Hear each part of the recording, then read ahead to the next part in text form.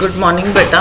Today I am going to teach you lesson number 5, ninth class, lesson number 5 of geography, natural vegetation and wildlife.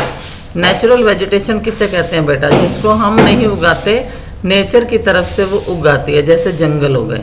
And wild life, और उसमें रहने वाली वन्य प्रजातियाँ.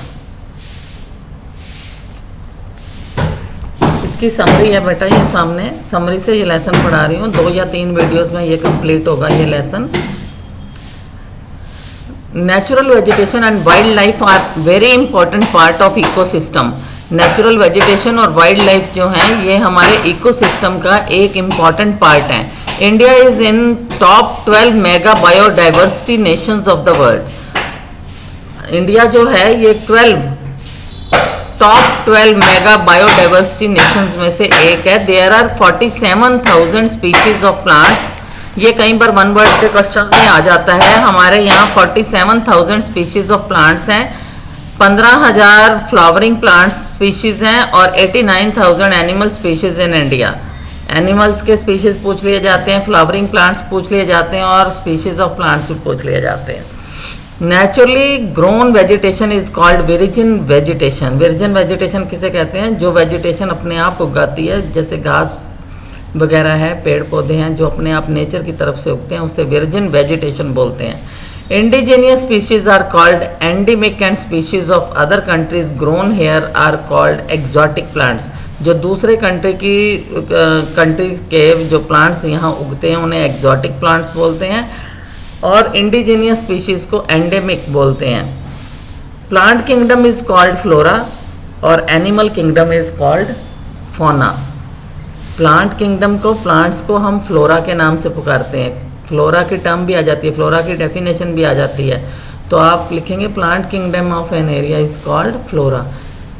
Fauna की definition आ जाए तो animal kingdom is called flora. Fauna, flora flower से बना है, फ्लोरा तो यानी इसमें प्लांट्स की बात हो रही है. एनिमल किंगडम, फौना की बात हो रही है. Land, soil, climate, temperature, precipitation etcetera are the factors which influence the flora and fauna. Land, soil, climate, temperature, precipitation, ये सारे जो फैक्टर्स हैं ये इन्फ्लुएंस करते हैं फ्लोरा को भी और फौना को भी. Land affects the vegetation in great manner. Land जो है वेजिटेशन को ग्रेट मैनर में अफेक्ट करती है. In mountains vegetation is totally different from the arid regions. कहते हैं माउंटेन्स में वेजिटेशन जो है ये टोटली डिफरेंट है. एरिड रीजन कहते हैं रेतीला जो इलाका होता है, राजस्थान है जैसे. Where dry and thorny type of vegetation is found. Mountainous vegetation जहाँ रेतीले इलाके से बहुत ज़्यादा डिफरेंट होती है. माउंटेन्स पे हरे भरे पौधे होते हैं जबकि राजस्थान में बिल्कुल ड्राई और थॉर्नी टाइप के पौधे होते हैं. Areas receiving heavy rainfall have different type of vegetation as compared to plains where deciduous forests are found. कहते हैं जहाँ पर बहुत ज़्यादा हैवी रेनफॉल होती है वहाँ पर और भी डिफरेंट टाइप की वेजिटेशंस होती हैं जबकि प्लेन्स में डिसीडियस फॉरेस्ट पाए जाते हैं. Forest are essential for existence of human beings. Forest जो हैं ये ह्यूमन बींग्स के लिए बहुत इंपॉर्टेंट है. आपको मालूम है ह्यूमन बींग के लिए पेड़ पौधे कैसे इंपॉर्टेंट हैं.